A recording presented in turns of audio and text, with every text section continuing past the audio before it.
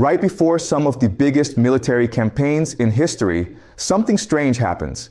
Diplomats are shaking hands. Leaders are talking about peace. Press conferences are full of reassuring language. And for a brief moment, it almost feels like the crisis is fading away. But then something unexpected happens. The machines of war begin to move. This pattern has appeared so many times in modern history that once you start looking for it, you begin to see it everywhere. Governments talk about peace, but behind the scenes, something entirely different is happening. Meetings are being held, budgets are being approved, command structures are being reorganized, and by the time the public realizes what is happening, the decision has already been made. Now, when people talk about the military, they often imagine a highly disciplined fighting force. They imagine generals studying strategy, soldiers preparing for battle, commanders making difficult decisions about national survival. But the truth is much stranger than that, because over the past several decades, the modern military in many countries has slowly transformed into something else entirely. It has become a bureaucracy, and like all bureaucracies, it follows a very specific logic. This is something most people don't fully understand. When you think about a bureaucracy, you probably imagine paperwork, committees, and endless meetings. You imagine people protecting their careers, protecting their departments, and protecting their privileges. And that is exactly the point, because once an institution becomes large enough, its primary goal stops being victory. Its primary goal becomes survival. And when that happens, the entire psychology of the organization begins to change. Instead of asking what is strategically necessary, people begin asking what is politically safe. Instead of asking what is true, they begin asking what the boss wants to hear. And slowly, almost invisibly, the institution begins to develop a culture where loyalty matters more than competence. At that point, something very unusual begins to happen. The organization starts to resemble something that looks very much like a cult. Now, that might sound like a very strong word, but if you examine the structure carefully, the similarities become difficult to ignore. In a cult, there is usually a central authority figure. There is a hierarchy of loyal followers. There is a strong emphasis on unity, obedience, and ideological conformity. And perhaps most importantly, there is a powerful fear of exclusion.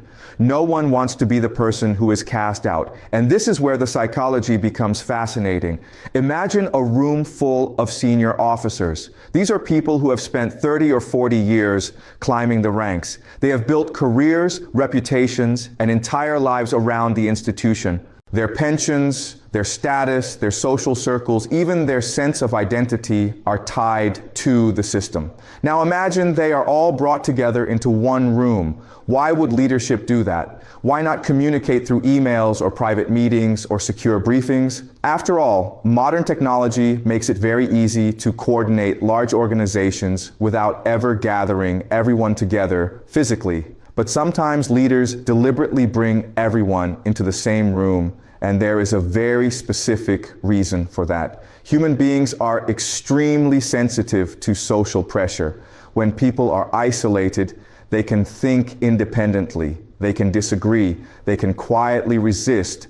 But when everyone is placed in the same environment, something else happens entirely. A powerful psychological force emerges. People start watching each other. They start measuring their reactions against the reactions of the group. They begin to sense what opinions are acceptable and what opinions are dangerous. This is the phenomenon known as group conformity. And once it takes hold, the dynamic becomes very difficult to break. If one general stands up and enthusiastically supports the leader's plan, others will quickly follow. Not necessarily because they agree, but because they understand the consequences of standing alone. In bureaucratic systems, isolation is often fatal to a career. So what happens is a strange kind of competition begins to emerge. People start trying to demonstrate their loyalty. They try to show that they are more committed, more enthusiastic, more aligned with the leadership than everyone else in the room. And once that competition starts, it begins to feed on itself. The organization slowly drifts away from honest debate and toward ideological unity. At that point, dissent becomes dangerous. And this is why some observers have begun describing certain bureaucratic institutions as cult-like, not because they are religious, but because they share many of the same psychological mechanisms. There is the leader, there is the inner circle, there are rituals of loyalty, and there is the constant, ever-present fear of being cast out. If you want an example of how this works, you could actually look at something like a reality television show. On shows where contestants gather in a single room and await judgment from the person at the head of the table, the tension is almost unbearable.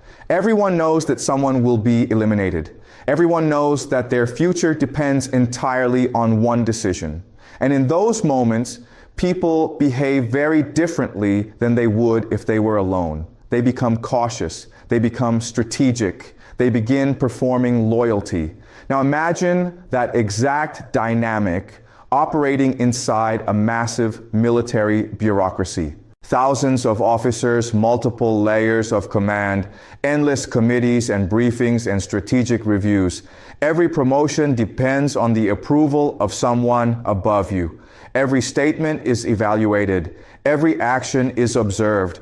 Over time, people learn what the system rewards. And what the system rewards is conformity. Not necessarily because leaders demand it openly, but because bureaucratic structures naturally evolve in that direction. People who challenge the system too aggressively tend to disappear from it.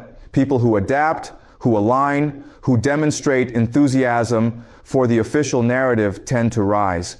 And after several decades of this process, the institution begins to produce a very particular kind of leadership. Leaders who are extremely skilled at navigating bureaucratic environments. Leaders who understand the language of committees and reports.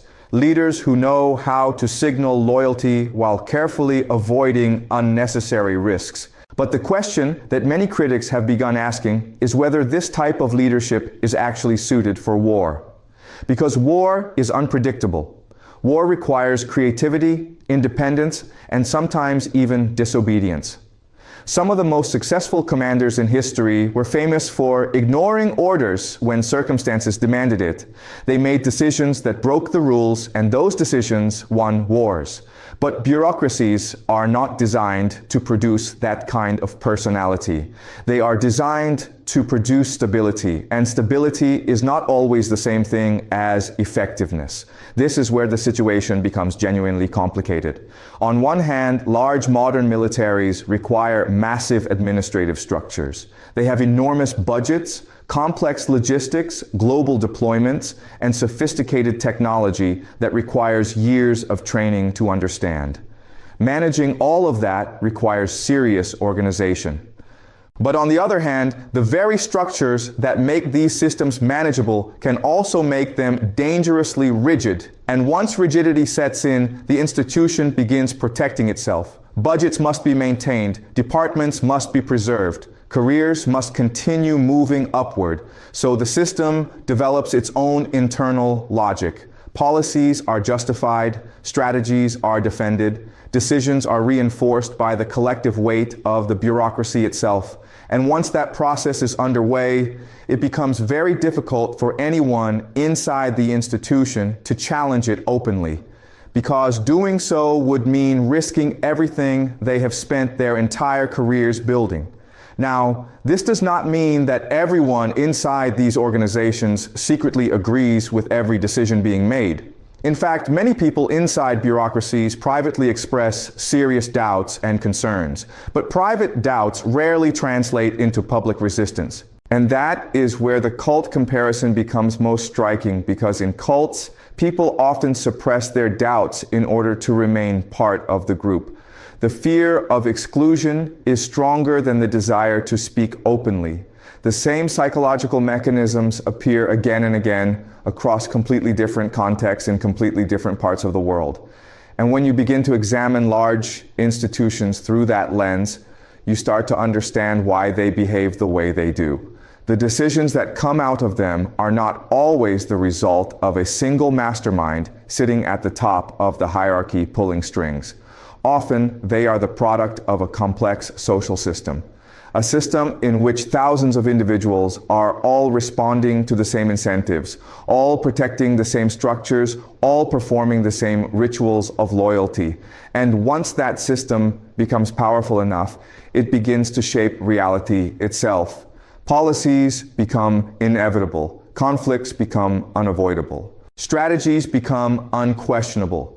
Not necessarily because they are correct, but because the system has reached a point where questioning them is simply too dangerous for anyone inside it.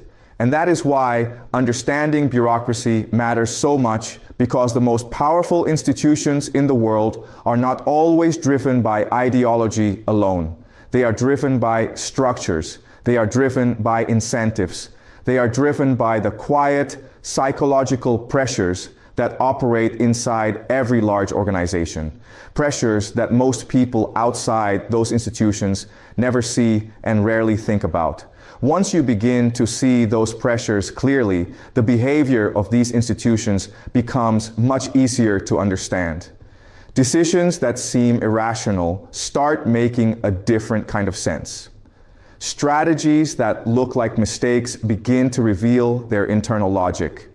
Not the logic of winning, but the logic of surviving inside a system. And perhaps that is the most unsettling realization of all, because it suggests that the forces shaping global events may not always be the result of carefully calculated strategy developed by brilliant minds in secure rooms. Sometimes they are simply the result of a system that has grown so large, so complex, and so self-protective that it begins moving forward almost automatically.